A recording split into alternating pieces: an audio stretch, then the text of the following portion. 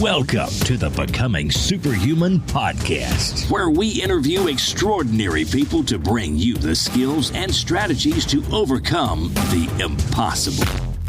And now, here's your host, Jonathan Levy. Greetings, super friends. This is Jonathan Levy.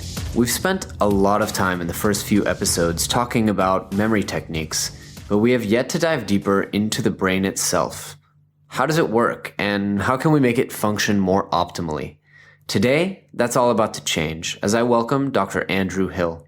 Dr. Hill holds a PhD in cognitive neuroscience from UCLA and is currently focused on developing tools and technologies to help everyday citizens like you and I enhance our cognitive performance outside of the lab.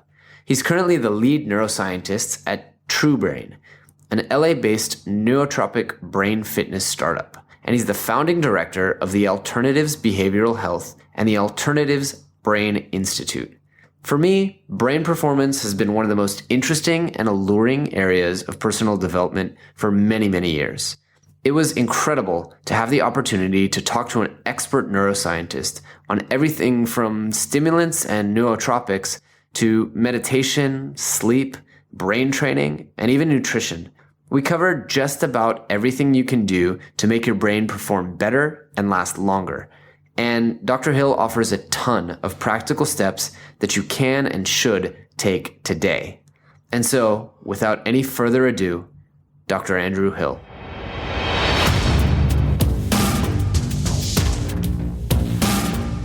Dr. Hill, welcome to the show. Thanks, Jonathan. Thanks for having me. Yeah, I appreciate you making the time. I know you're very busy. You guys are working on a new product launch. That's right. I shared your very impressive bio with the audience in the intro, but perhaps give us a little bit of background on yourself and the story of how you were drawn to neuroscience as a field. Sure, yeah. So I have as you told your listeners, I have a PhD in cognitive neuroscience from UCLA that I received a few years ago. But I've always been interested in the brain. You know, as a kid, I was one of those young people that would, take things apart to see how they worked, much to the chagrin of my parents. And I guess that sort of continued into adulthood. And there's really no sort of greater mystery, to me at least, than the brain. It's the most complex machine in the known universe and has more cells than there are potentially stars in our galaxy. So it's a pinnacle of complexity and mystery to me that we have access to. So that was sort of the driver. And then throughout my life, I've experienced all kinds of interesting things regarding the brain. So I grew up with ADHD, which of course had a slight impact on my own brain and understanding how brains worked. But then my younger brother was in a car accident and had a head injury. He was in a coma for several weeks when we were growing up. And looking at his altered consciousness, sort of seeing, what's going on with this guy? Why is he lying in this hospital bed? How is this different than the consciousness he had last week, before the injury? That really got me thinking about, brains and how they support our mind and what that really is. And this was in the sort of early 80s, and we still don't know much more about the brain now as we did, 30 years ago. But that was the first sort of spark that really caught my attention and made me focus on this, 3-pound mass of jelly between our ears that seems to really drive everything from our, thoughts and experiences to our perceptions. And so I've gotten deeper and deeper into the brain, and specifically I tend to focus on attention and how we manage, the actual sort of cognitive control or the executive function, the willful and effortful directing of our brain's resources. Mm-hmm. Is it really only 3 pounds? I've heard 10 in the past. No, it's about 3.5. I forget what the normal range is. It's something like 800 cc's to about 2,400 cc's is a normal range, depending on, the size of your body. There's no difference in intelligence of an 800 cc brain and a, 2,000 cc brain, assuming no developmental issues. There's just a really broad variability. But yeah, 3.5 pounds is sort of the weight of that organ. Interesting. And I recently learned actually from a friend who's going through her first pregnancy that apparently actually the brain shrinks during pregnancy. And we were trying to figure out why that was. We couldn't come up with a theory of how that's evolutionarily advantageous. Beneficial, yeah. It might not be for the mother directly. And I'm actually not sure why it shrinks during pregnancy. I would hazard a guess that, especially in early pregnancy, there's a huge amount of omega-3 fatty acids, DHA specifically, being used to build the neural tube and eventually the brain and central nervous system of the fetus. And that's a really resource-intensive, construction job. And the human brain in adults is also composed, a chunk of it is DHA, I think 40, 50% or something. And so my guess is that the mother's DHA is being sort of repurposed to the fetus because the fetus's trajectories, its initial critical periods, and the sort of blueprint of development requires those materials in a way that an adult brain, can do without in short term. So that's my guess, is that the mother is sort of providing those resources to the baby. And if there's not a vast amount of omega-3 fatty acids coming in via the diet, it probably comes from the mother's brain. It sounds logical. It definitely sounds logical. So what are some of the most exciting things going on in neuroscience right now? I have to admit, I'm not caught up on all the reading. Sure. Just our understanding of what's going on in the brain is starting to really unfold a little bit these days. The consumer access to brain technology is, I think, one of the most exciting things that's happening. Unfortunately, a lot of the promise of consumer access is still what I would call vaporware, technologies that purport to do certain things that don't really quite yet. But just the fact that a consumer audience is orienting their sights on neuroscience means that the sort of commercial and consumer pressures of business will, I think, bring neuroscientific technology down to the consumer level, quickly. When I first got involved with, neuroscience, even before my PhD, I have an undergrad degree that specializes in neuroscience too. And I was doing EEG work between my undergrad and grad degrees, and specifically in what's called neurofeedback or biofeedback on the brain. And when I got involved in neurofeedback, you had to spend about $10,000 or $15,000 to get sort of basic, 1 or 2 channel EEG systems to train your brain. And nowadays, a consumer can buy a pretty legitimate device for about $600 or $700. Wow. That will do the job. And so for me, that's very exciting. Now, it's a little hard to use. There's a knowledge base required to train your brain effectively. You can't just, slap a headset on and expect it to work. And all of the really cheap consumer headsets, don't actually work, in my opinion. But, for under $1,000 or about $1,000, you can really get sort of clinical grade technology now that can go in and, affect seizures and ADHD and sleep regulation and anxiety. And so I think we're getting into the realm where people are, like in the 80s, everyone bought treadmills and, stair steppers for their living rooms. And some people use them and some people, hung their drying laundry on them. But today we're starting to get to the place where for the same amount of money, several $100s, you can get yourself an EEG system and exercise your brain. So for me, that's a very exciting development. I don't think we're quite there yet in terms of usability from a non-skilled or non-neuroscientist point of view, maybe. But we're getting there. And, with technology being what it is, I don't think it'll be more than another handful of years before people have much broader access to this kind of technology. Sure. So you think that it's going in the direction of kind of like a Fitbit where anyone and everyone can kind of ostensibly track how many calories they're using. I guess they could also track their brain activity throughout the day. Exactly. So, when you wake up in the morning and you're still sleepy, your brain's making more delta than it is the faster frequencies. And then when you're, busy and stressed out later on in the day, your brain's making tons of high frequency beta. But you can look at things like alpha, beta, delta, gamma, all these different frequencies in the brain. And this is not a very specific indication of brain activity. I mean, I can't tell the content of thought based on the ratio of brain waves, but you can tell things about regulation and specifically about attention. There's a really well-validated marker in the brain. The ratio of your slow to fast brain waves, your theta-beta ratio, is a very well-validated marker for attention issues, specifically ADHD. There's been decades of research looking at the ratio of that frequency at the vertex of the head. Just with one electrode, you can sort blindly a population of people into ADHD and non-ADHD with well above 90% efficacy and specificity of that, threshold. And a couple of years ago, I think in 2012, the FDA in the US approved an EEG headset to diagnose ADHD. And for the most part, that's what it's doing, is looking at the theta-beta ratio. So what if we measured your theta-beta ratio in real time with a simple headset, and it just told you if you were, in the zone or not? Mm-hmm. Just that simple piece of information might be useful, telling folks, okay, maybe you don't want to make, big decisions right now because you're spaced out or you're impulsive or you're stressed.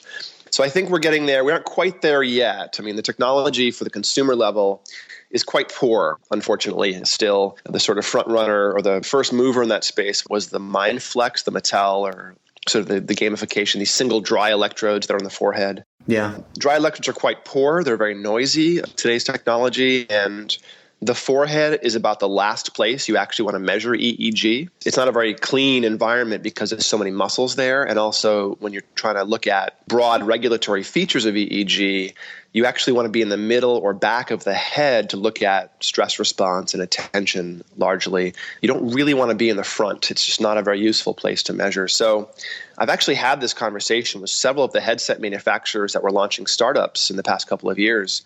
And I said, look, the forehead just isn't what you want to go after. I'm impressed with your desire to bring low-cost EEG to the marketplace, but until it can measure the middle of the head, not the front of the head, it's limited usefulness. And they all kind of nodded and smiled and went about, building their forehead-based sensors because it's easier than going after the middle of the head. So yeah, I have to admit, I actually have one of those. I have the Melon headband sitting in a drawer somewhere. Yeah, I had that conversation with Ari. I said, look, foreheads, and Melon's one of the few devices that had a goal of being a neurofeedback device, not simply a, gameplay or measurement device. Mm-hmm. I told those folks, I think that the forehead's the wrong approach. And they, took my advice and produced a headband, unfortunately. And it's just not quite there. But I think it's still useful to sort of broaden people's awareness of this technology. If you can spend $150 and buy a little Mattel device and sit there and concentrate and make a ball go up and down in a tube, it's not really doing much. And I would argue it's actually measuring muscle tension more than brain activity. Yeah. I've looked at the raw signals on these devices and they're just not that,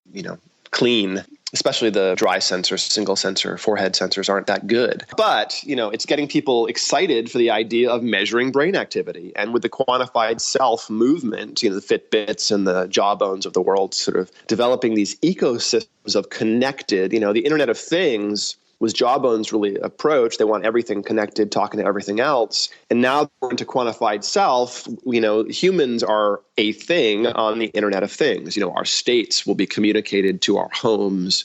I really do envision a time pretty soon where you walk into your house at the end of the day and your house knows what kind of stress level you're at and sets the lighting and the music, whatever it is, to help you transition into a more chill evening, let's say. Mm-hmm. So I think we're getting there. The technology's not quite there yet, but, it's emerging. And I'm sure that, some company will come out of the startup scene in either Silicon Valley or Silicon Beach or, maybe in Haifa, who knows? Mm-hmm. And we'll see, something in the near future. The technology is no longer the limit, unfortunately. It's the knowledge. It's knowing what to do with the technology and what the technology itself should do. But manufacturing limits, really aren't there anymore. You can build these devices. You can design and engineer these devices relatively inexpensively. Knowing what to measure in your brain, what it means, how to train your brain, what to do with the information is, I think, currently the gap. We need to sort of embed some of the neuroscientific knowledge in the way people use these things so they can actually use them effectively and not simply, practice making little games fly around their kitchen tables, Sure. You mentioned that there is one device for, I think you said about $1,000 that does kind of offer some value. Which one is that? Yeah, so no affiliation. I mean, I'm a friend of the owner of the company, but I'm not involved with them. They're called Pocket Neurobics, Neurobics. And Pocket is a company out of Australia that makes, consumer grade, if you will, EEG devices. And also HEG, which is infrared blood flow training. And they're mostly for neurofeedback, but you can use these devices for lots of things. And they've got, 2-channel and 4-channel EEG devices. And I think the 2-channel one's about $600 and the 4-channel is about $1,000. And then, you need software as well. And those are commercial products typically. But, for about $1,500, you can probably get set up with fairly good hardware and software. I mean, in my clinic, I do EEG assessments and brain training. And we have some, very expensive devices. I've got, $20,000 assessment gear and, $10,000 training gear. But I also have a couple of these $1,500 kits as well, here and there that I use for training. And I give to home users to bring home with them to train their brain, sort of like a, personal training from afar kind of situation. And so Pocket Neurobics it's good stuff. It's great hardware. I still tell people that it's $1,500 or so, and they still blanch. They're expecting consumer electronics to be cheaper. And the fact that these things were, 10 grand a decade ago or more, doesn't make people happy that they're only $1,500 now. Right. But it is a really good set of hardware and software. And if you want to do things to your brain, you need to buy some sophisticated tools. These are still traditional EEGs. These are, scrubbing a spot on your scalp and temporarily pasting a silver electrode to your scalp. So it's not quite as convenient as these dry electrodes. All the consumer headband devices are starting to go after. Fortunately, they've sacrificed quality of signal for, consumer attractiveness with the dry sensors. Well, is hair an issue with some of these kits? If I wanted to have 4 sensors, would I need to shave my head? You would not. You would just part your hair. You typically need to exfoliate. The typical process of putting electrodes on is you make a part where you want to put the electrode. You find the scalp under the part. You take a Q-tip and scrub a little bit of exfoliant gel, just to clean the skin, to break up the dead skin and oil that's on the scalp. You then put a dab of conductive paste on the spot you've prepped, and then you paste the electrode to that spot of paste. Interesting. It takes about 20 seconds, And then when you lift off the electrode, when you're done, you simply take a wet wipe and clean up any residual paste. It's not very involved. He does have a few steps, but just the fact that you're sort of making sticky things happen makes it less attractive to consumer electronics providers, I think. But dry sensor technology is not quite there. There's a few commercial or clinical devices that are coming out now that have multiple channels of EEG that are dry devices. And the ones that work, the ones that actually produce good signals and a good interface, are up in the $25,000 to $50,000 range for a multi-channel headset. And that's just not a consumer product. It's nothing that a consumer could really go after. So, given that scope, I think folks, if they really want to get into this stuff really and not just play around with looking at some random signals, if they want to get into some real analysis or training, then you're talking about $1,000, $1,500 kit. And these $100, $200 headbands just aren't what you want. They just don't do what they say they do. They're still vaporware from my perspective. Yeah, I can attest to that. You mentioned that you have all these devices in, I think you said lab. You're currently working at TrueBrain, which is a startup developing neurotropics or so-called smart drugs, yes? Yeah, it's TrueBrain is both a neurotech startup and a beverage tech or a food tech startup. We started off about 2 years ago with TrueBrain 1.0, the original blend, which was a blend of nootropic compounds. For your listeners who aren't familiar with that term, nootropic means a compound, a drug, a supplement, an amino acid. There's various types of things that we call nootropics. But in general, they all support cognition. They support memory, attention, focus. Some of them, we get reports of verbal fluency, access to words, creativity for some of them. But an important point about nootropics is these are not things that alter you dramatically. And they tend to not have side effects. It's a very key point. If you're trying to do sort of cosmetic enhancement, if you will, of your brain or your mind, my perspective is the trade-off for risks versus rewards should be very carefully considered. If you're trying to fix a problem, you have an illness or a deficit or something going wrong, then a medication that has side effects might be something you need to do. But if you're just simply trying to get more access to your normally high-performing brain and get better focus, better cognition long-term, or even protect against some of the damages of aging or stress, which most nootropics do, then I think you need to pick substances that have little to no side effects. And the strict definition of nootropic is that it's neuroprotective, tends to have long-term benefits that are subtle, not habit-forming, and no appreciable side effects. And so I wouldn't call something like Adderall or modafinil nootropic. I also wouldn't call caffeine a nootropic. It's habit forming. It causes appetite suppression, cardiac issues sometimes. I'm a big fan of coffee and caffeine. I do a lot of it, but I wouldn't call it a nootropic. It's more of a cognitive enhancer, sort of a vague term, or even a smart drug at that point. But for the true nootropics, and the main class of the sort of first class of nootropics we call the racetams. And the first racetam that was synthesized is called piracetam. And piracetam was synthesized from the neurotransmitter GABA. So it's a synthetic, but it does have a similar shape, molecular properties to an endogenous or naturally occurring compound in the brain. And then the several other racetams were synthesized from piracetam over the past, several decades. And piracetam is incredibly safe, doesn't have any toxicity. You can't give animals enough to make them ill. Nootropics, don't have really any side effects, ideally, and that's really a strict definition. If you're monkeying with your neurochemistry or your brain, I think you need to go after things that don't have side effects unless there's something wrong, right? So piracetam was synthesized initially from the neurotransmitter GABA, and it has a similar structure to an endogenous compound, but it is a synthetic. And then many of the other racetams that were synthesized from piracetam have various other features. For the most part, they're all very safe and don't have side effects, but there are a few contraindications for the racetam class of substances. One is if you have kidney issues. Most racetams have a renal mechanism of elimination. Your kidneys break them down. And if you have kidney failure, you don't want to load up the kidneys. So you have to avoid piracetam or the class of racetams if you have kidney issues. And the other big contraindication is hemophilia. Most of the racetams seem to make cell membranes more flexible and fluid and slippery.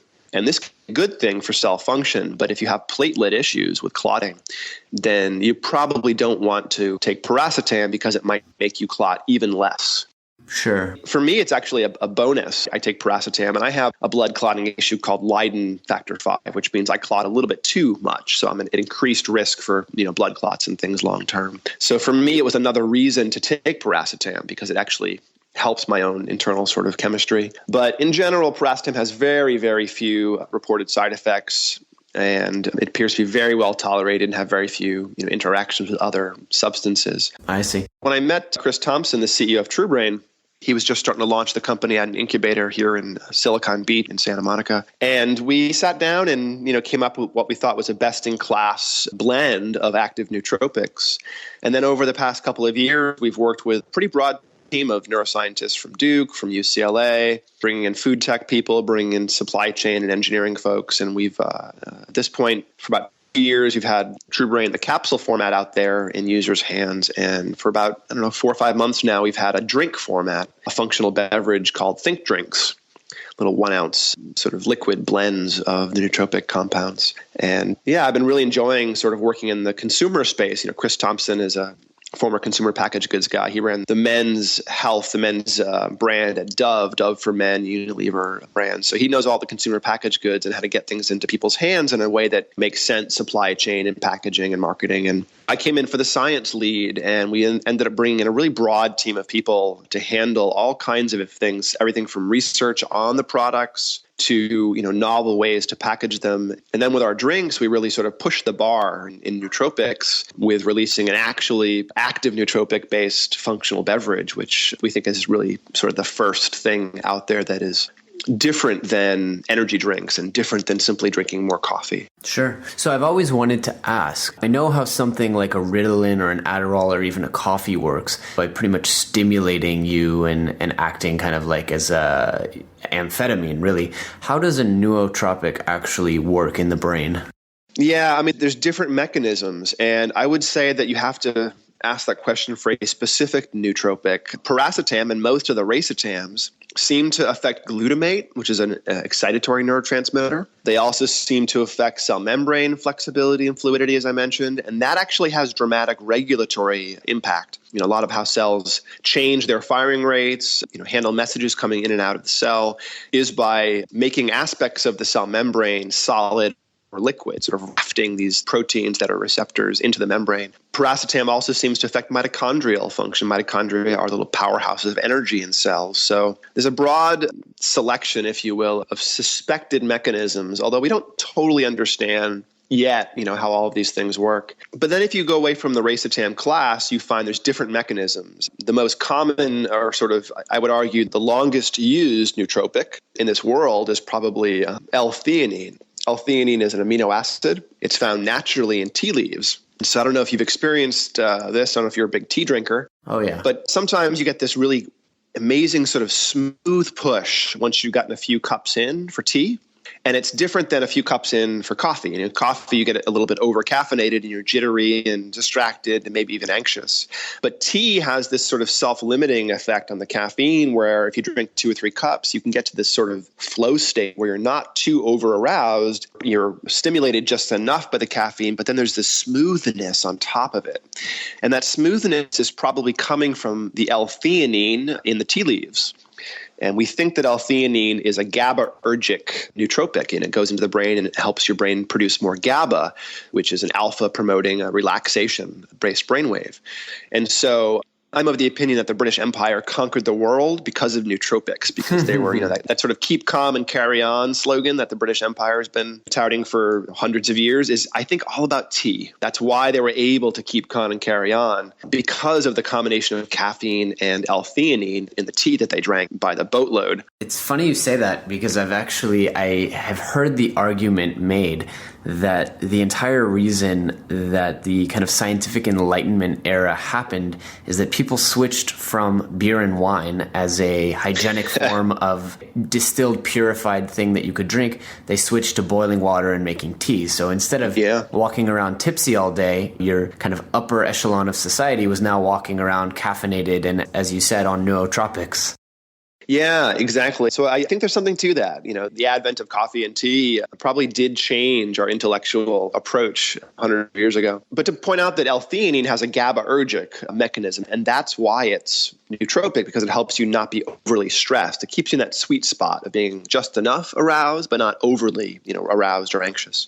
Sure. And piracetam, we think, is more about cell metabolism. And then you take other nootropic compounds, and they have different mechanisms. Like magnesium is often slightly nootropic for folks. It tends to buffer both under arousal and over arousal. The omega-3 fatty acids seem to help brain function as well, and that's more about cell membrane function again. So you look at different nootropic compounds, and they tend to have different mechanisms of action. But largely, it is about sort of giving you enough resources, boosting brain function in some way, maybe providing some raw materials. Another example of a nootropic that we include in True Brain is L-Tyrosine. That's an amino acid that is the precursor to dopamine. You mentioned amphetamines and stimulants earlier, and the amphetamine class tends to boost dopamine. That's why you get that sort of rush of interest and activity and energy. Dopamine is the reward or salience signal in the brain. And caffeine also affects adenosine. It's more of an adenosine mechanism, but it's very stimulating. And if you've been someone who's been abusing stimulants for years, your dopamine system might be a little bit off. Or maybe you have attention issues and your dopamine system's off. If you have ADHD or other attention problems, you might have atypical sort of dopamine signaling. And so L-tyrosine is not a stimulant. It doesn't boost your dopamine directly the way that a psychostimulant would, and therefore doesn't have all the same stimulant properties. But it's sort of a raw material for dopamine, so you can fill the hopper of your dopaminergic neurons with the raw material, and they're able to produce dopamine when they need to more easily. So, we're getting into sort of the mechanisms, but you get an idea how each nootropic compound may have a different mechanism of action. But ultimately, the goal is providing enough stimulation, enough support, also enough sort of smooth calmness, and then filling any gaps in your own function. And so when you're picking your own nootropic strategy and sort of assembling all of these different compounds, you have to think about your own needs, for stress management or for energy management, for raw materials, for fuel. And that was sort of the approach I took when building the first True Brain blend. The heavy lifters in True Brain are piracetam or other racetams and a choline source. And we use either acetylcholine or alpha-GPC, which is used in the brain for many things. It makes up cell membranes. It's also used to manufacture the neurotransmitter acetylcholine. And acetylcholine is the neurotransmitter involved with memory, attention, and learning to some extent. So broadly, at least theoretically, we're affecting dopamine, acetylcholine, GABA, glutamate. So broadly, I sort of designed a whole bunch of ingredients into one product that I thought would maximize the 1-2 punch of the heavy lifters, which is the racetam and the choline. And then everything else is there to sort of optimize those initial effects, because there is a lot of individual variability in how people respond to things, especially racetams. It didn't make a lot of sense to me why people had such a dramatic difference, one person to the next. And so when I built True Brain, the initial blend, my goals were to try to reduce some of that intra-individual variability and get more consistent responses regardless of who you were. And so many of the ingredients in True Brain are there because of theories I had about what might be less effective for some people. Some folks don't have good electrolyte balance because they don't eat properly, and so magnesium was added. Some folks get anxious and overstimulated very easily, and so I added magnesium and L-theanine. Sure. Some folks don't have enough energy, so I added acetyl L-carnitine, which is sort of raw material for the mitochondria, as well as piracetam and choline. So I mean, you're seeing how there's unfortunately not one mechanism of action for these nootropics. There's many. And, some of them are very low key, like L-theanine, and some are a bit more powerful and have broader effects like paracetam.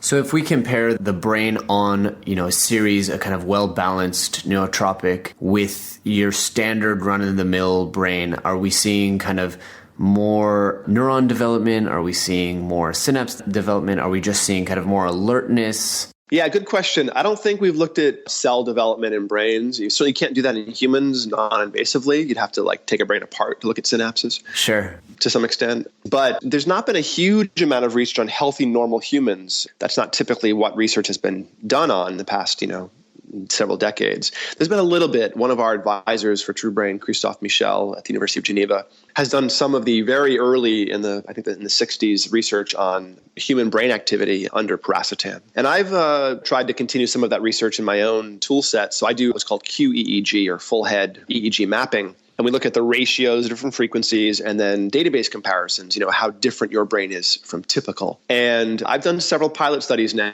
with the True Brain blend and several case studies, brains on and off True Brain, as well as a double-blind, placebo-controlled study of about 25 people, brains on and off True Brain. And I'm seeing the same thing in all this data. We're seeing increased fast alpha power and slower beta powers. And the alpha is about 8 to 13 hertz and beta is about 12 to 25 hertz.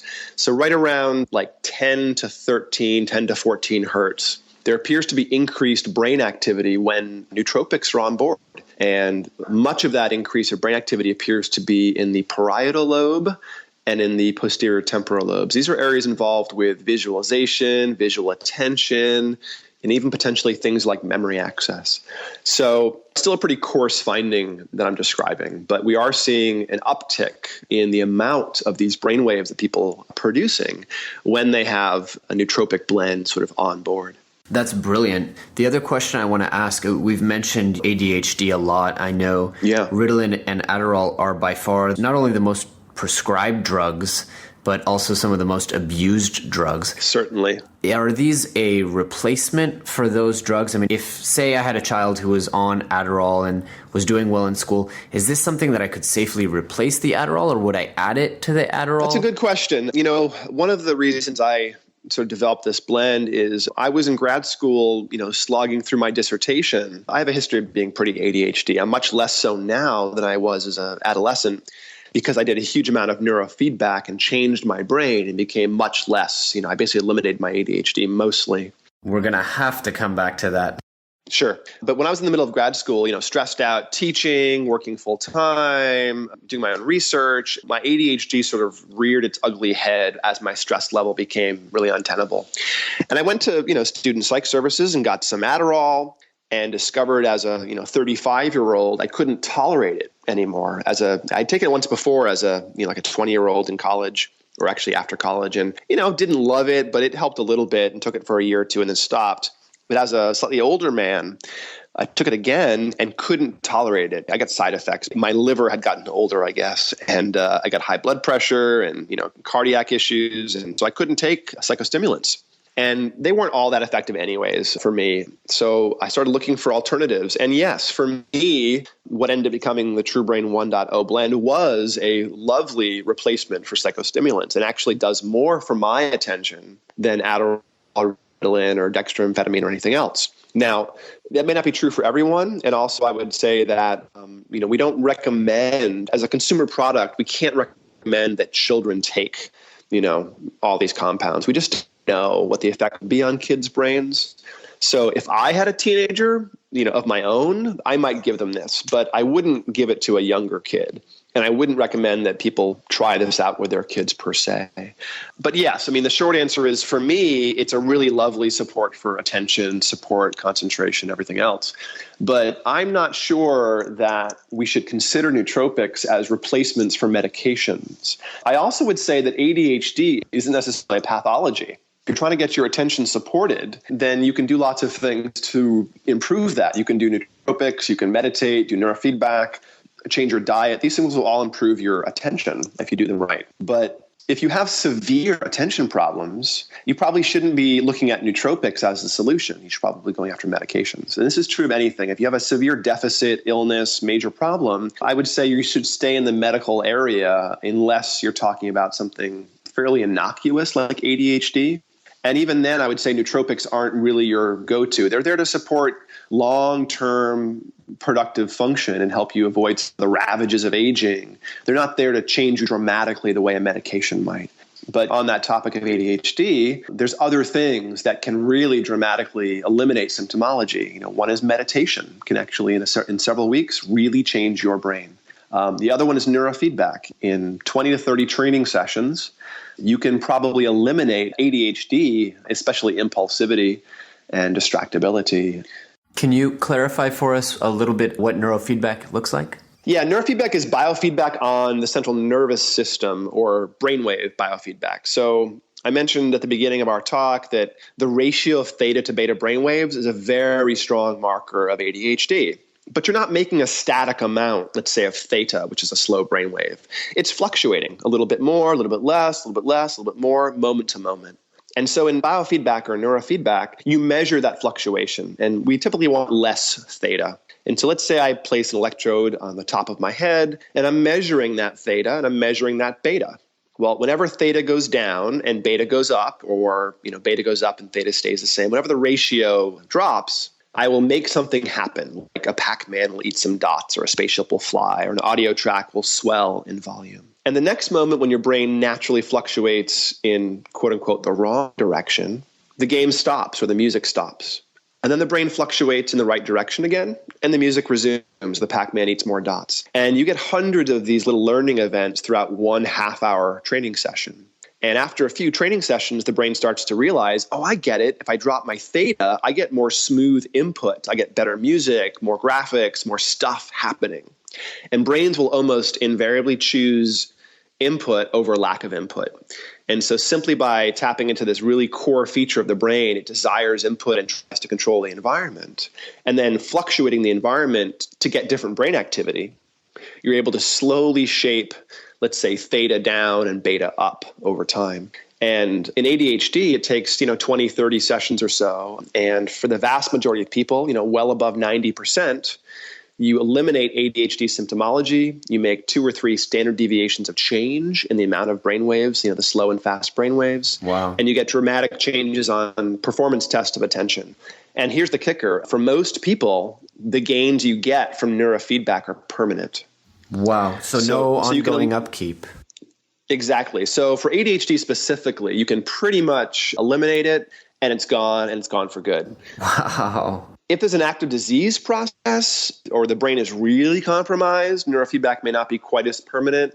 I mean, I've seen colleagues of mine shut down hallucinations in schizophrenics and, bring language back in nonverbal autistics. Wow. Help Alzheimer's people sort of become a little more clear and regain some function. Wow. But those are very challenged brains, and the course is not quite as predictable when you've got a major thing going on. But if you have the typical things we do for neurofeedback, like ADHD, anxiety, migraines, sleep issues, PTSD, OCD, depression. These things are all really tractable to neurofeedback, and you can make dramatic and long-term changes to the brain pretty quickly. I mean, I often take folks and do 2 months of training, and in those 2 months, they go from being dramatically anxious and not sleeping to even-keeled and sleeping at will, or dramatically ADHD to not ADHD.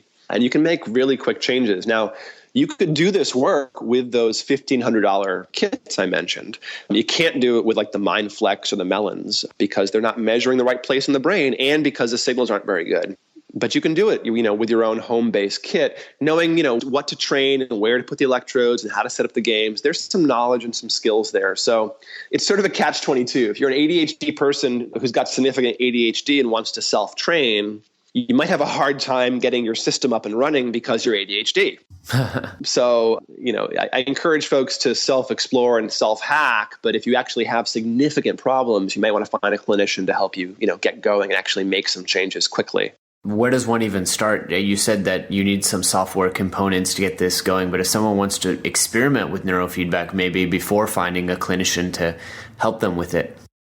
Sure. Well, Bruce McMillan at Pocket Neurobics, he's got his hardware there, but he also resells software. And there's a piece of software that I use for home trainers called Bio Explorer, which is about $500. Wow. And I think Bruce has that on his website. So, again, for about $1,500, you can get an amp, software, electrodes, some paste and gel, maybe a cool game or two, and then start playing around and seeing what happens. Is this a complement to meditation? I'm a big believer in meditation. I actually just wrote an article about it. Is it a complement or an alternative to meditation as a treatment? It's both. One of the frequencies we often train up in the brain called SMR, 12 to 15 hertz, is this mode of being physically very relaxed and cognitively very alert. If you've ever seen a cat lying on a windowsill watching birds out the window, and his body is like liquid, but his eyes are laser focused, that's the SMR state.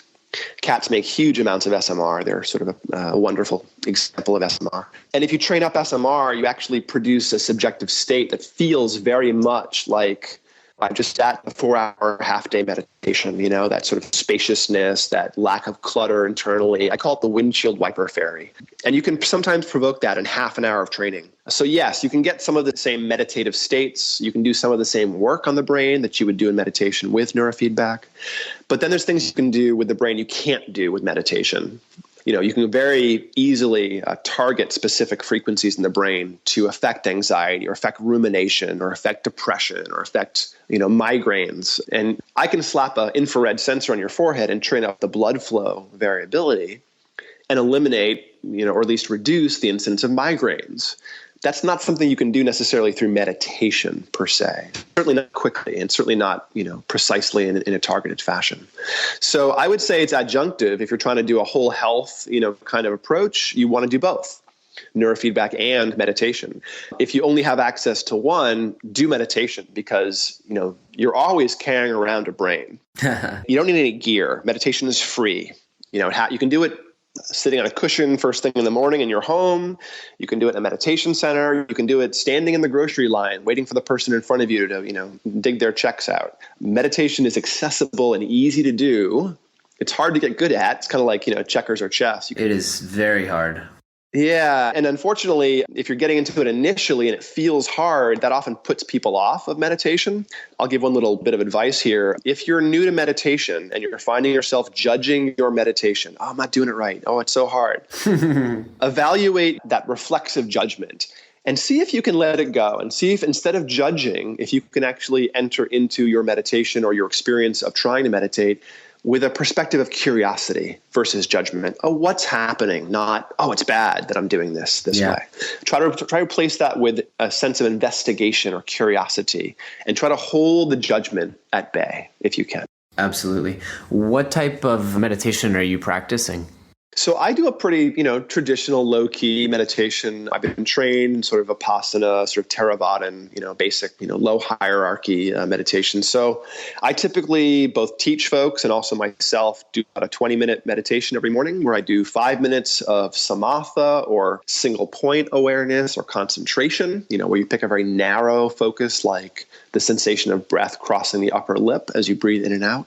And so for 5 minutes, I hold a very narrow attention, a concentrated attention on the very narrow point. And then after 5 minutes, I widen it out and do a present time awareness or a Vipassana or insight practice where you're watching the flow of something rhythmic like the rise and fall of the belly or the sound of cars passing by in the street outside, the rise and fall of individual stimuli, if you will. And it's really basic. I can teach people to meditate in about 10 seconds, but then you got to do it. It's like going to the gym. If you buy a gym membership, you don't necessarily lose fat and gain muscle unless you go. Meditation's wonderful if you do it. Sure. And sometimes that's why people choose things like neurofeedback instead of meditation, because they don't necessarily have the structure or the desire to sit down and do this themselves day after day after day. Yeah. They'd rather come and see me, 3 times a week, and in a week or two, start experiencing pretty dramatic changes. But that's really a self-selection. And I teach every one of my neurofeedback clients how to meditate. We give them 3 one-on-one instruction sessions with our meditation facilitators at lifetime access to my groups here in Beverly Hills.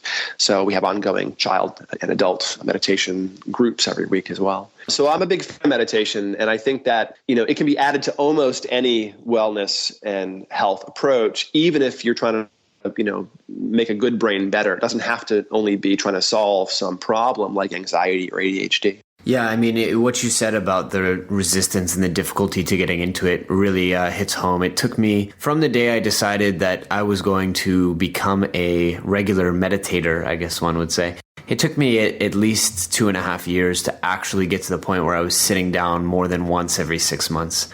Yeah, and once every 6 months only tells you that you can't do it because you never really get into it, Absolutely. I tell folks 20 minutes a day is because everyone wants to know how much they need to do to get benefits, right? Right. And I don't think it matters how much you do every day as long as you do it every day. Yes. If you want to do 3 hours a day, that's wonderful. But 3 hours, once every 6 months is useless. So it's more about regularity versus the amount. Absolutely. If people press me and ask me, well, I need to know how much I need to do. Then I tell them 20 minutes a day if they have time, an hour a day if they have time. Wow. And if they don't have time to do an hour a day, they probably need to meditate for 2 hours a day. Exactly. I love that. It's a Gandhi quote, if I'm not mistaken. Yeah. I've heard it from Jack Kornfield. I've heard it from lots of people, classic spiritualists. But yeah, the idea is if you don't think you have time, you must do it, because as a meditator, you may agree with Jonathan that sitting and meditating first thing in the morning actually gives you more time throughout the day. Yes. Because your mind is more spacious, less reactive, less overwhelmed, and it feels like you're stretching your time out pretty significantly if you're able to put yourself in a mindful mode as you enter your day. Yeah, and also I love this kind of idea I think it was from a Josh Waitzkin interview on the Tim Ferriss show, where he talks about for the first hour of his day, he has no input whatsoever, unless it's, his kids or whatever, but it's output and it's meditation. Yeah, and that gets you away from that reactive. We always put phones and computer screens and all kinds of things in front of our face, where I sort of think of them as, modern Skinner boxes. Skinner was B.F. Skinner, the behaviorist that looked at shaping of behavior, pigeons pecking levers to get food and I really do view a cell phone or the internet as almost a modern Skinner box. I mean, I don't know about you, but if I'm not mindful, I sit down at my computer and there's a browser open. Without even knowing what I'm doing, I find myself on my same 2 or 3 websites that I waste time on. Like without even really intentionally going there, my hands just, open a new tab and type in the letter and suddenly I'm at the website. Yep. It's a conditioned response. It's automatic. And so you can architect and carve out time where you're not reacting, where you're not in a momentum mode. That's really important. So one of my watchwords or my phrases is intention, not momentum. And breaking that reactive momentum, especially information coming in, I think is a very key part of getting control of your mind. Absolutely. So, Dr. Hill, we've covered a lot of ground from nootropics to meditation, neurofeedback. Are there any other kind of quick tips that you would recommend for improving overall brain health and cognitive function? Yeah, there's really 2 things we haven't touched on that I think are fairly critical and also pretty easy to do. One is sleep.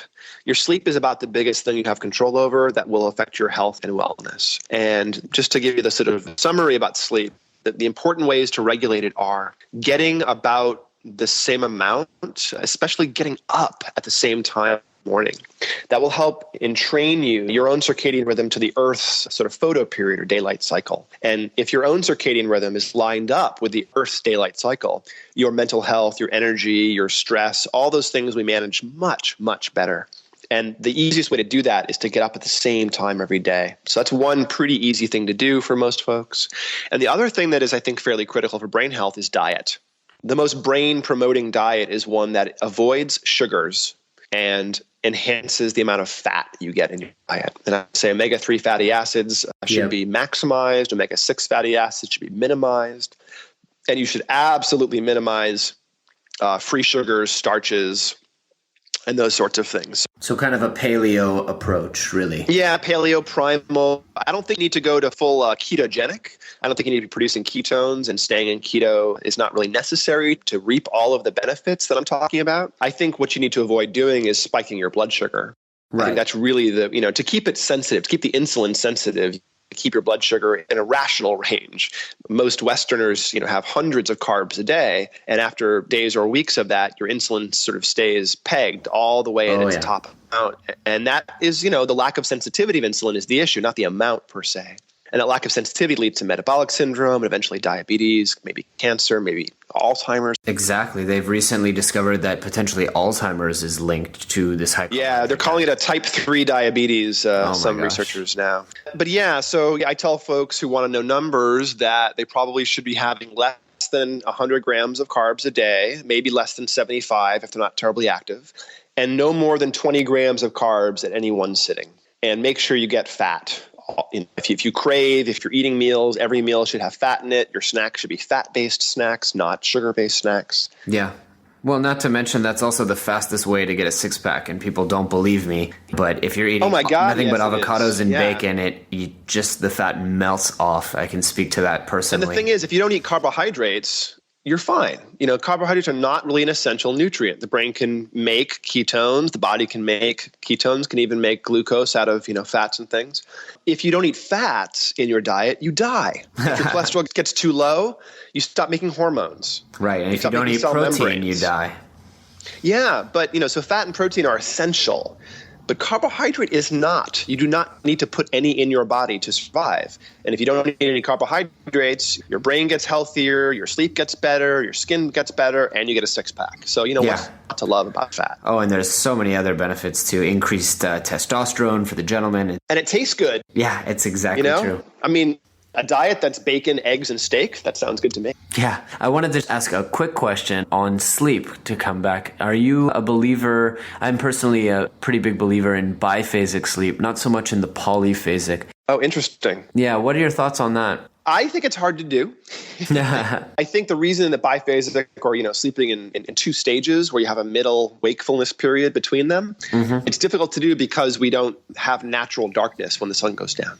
Right. And so you need to do things like install F-Lux on your computer screens and change your light bulbs to suppress melatonin production in the evening. Yep. But historically, if you look at all the ancient writings, you find that there's this middle time that people talk about in the Bible and ancient books where they sleep for a few hours and then get up in the middle of the night for 2 hours, pray, meditate, write, have sex, whatever. But it appears to be a natural regulatory feature of the brain that we had this time. Yeah. I think it's healthy to sleep in one chunk for 7 or 8 hours. I don't think we need to do biphasic sleep, but the regulation of the architecture is fairly critical. And if you're not totally regulated, even just getting 7 hours a night, if you're not waking up rested, one additional way you can hack your sleep. I mentioned getting up the same time every day, but if that's not working for you, try to get up within the first hour after dawn. Some morning sunlight in your face in that first hour after dawn. So the optic nerves leave the eyes and cross them right above that chiasm or optic X is a nucleus called the suprachiasmatic nucleus, not very creatively named. And the suprachiasmatic nucleus sort of gets the signal of morning light and tells your body what time of day it is and resets your 24-hour clock back to the start, so to speak. So if you're not able to regulate your sleep by simply getting up at the same time every day, then I would encourage folks to start getting up in the first hour after dawn and getting that morning sunlight, because in that first hour, the sun is low enough on the horizon so most of the sort of frequencies or bandwidths of light get through the atmosphere. And the frequency you need to reset your photoperiod or your circadian is really prevalent in the first hour after the sun comes up. But when the sun gets a bit higher in the sky, the angle of the sun against the atmosphere is deeper, and a lot of those other frequencies are then reflected back out into space. And so it's harder to entrain your signals from sunlight after the first hour. So little, physiology trick there for folks. If you really want to powerfully entrain your circadian rhythms, or maybe, you're doing some traveling and you're trying to figure out the best way to sort of shut down the jet lag, it's that morning sunlight, resetting your circadian rhythm. Sure. And I've actually been trying to hack that with these Philips Hue smart lights. I have them simulate sunset and simulate sunrise. It's not the same as sunlight, though, because I don't think they have they don't have UV, which is just not doing it. Yeah, they're probably doing something, but it's just like whole foods. There's probably things in foods we don't understand. And when you synthesize, one component of food, one vitamin or nutrient, you're not getting the benefits of all the other things we don't know about. And that the same is probably true about sunlight. Yes, we can replicate the blue or the yellow frequencies that we think affect the brain, but light's a very mysterious phenomena, and we may get other entrainment or other signals from light that we aren't totally aware of, that these modern light bulbs don't necessarily account for yet. Certainly. So Dr. Hill, it's really been such a pleasure chatting today. I don't want to take too much more of your time. If our listeners would like to get in touch, I know you do some coaching in addition to TrueBrain. Obviously, we'll put the TrueBrain link into our show notes, but where else can they get in touch and learn more about what you're doing? Yeah, so of course, TrueBrain is a great place for the consumer products. For folks who want to do clinical work or want some, nootropic or biohacking consulting, they can go to alternativesbraininstitute.com. Alternatives Behavioral Health is my clinical practice. We have 12-step substance abuse program we call Alternatives Treatment. And then I have the general brain training center called alternativesbraininstitute.com. And so folks want to engage with me personally for their own brains, they can find me there. You can check me out probably on Twitter is the easiest one, Andrew Hill, PhD. And, I encourage folks to ask me their brain questions. As a neuroscientist, my friends and family are always kind of coming up with their own brain questions. So I love to hear what people's own perspective on their brains and their brain challenges and their own solutions are. So please, if you found a self-hack that you like for your own brain or, things that have made a really big impact on you, I'd love to hear about it. Awesome. I'm definitely going to contact you because, like I said, I've been very interested in measuring my own brain and experimenting with nootropics. I actually have an order of TrueBrain on the way to me that I'm excited to try out. So great. I'm looking forward to keeping in touch and hearing your perspectives on kind of my own cognitive journey, I guess we could call it. Great. That sounds wonderful, Jonathan. Yeah, I look forward to hearing what you think. Awesome. So have a great day, and we'll talk to you soon. Thanks. You too. Take care. Thanks for tuning in to the Becoming Superhuman podcast. For more great skills and strategies, or for links to any of the resources mentioned in this episode, visit www.becomingasuperhuman.com/podcast. We'll see you next time.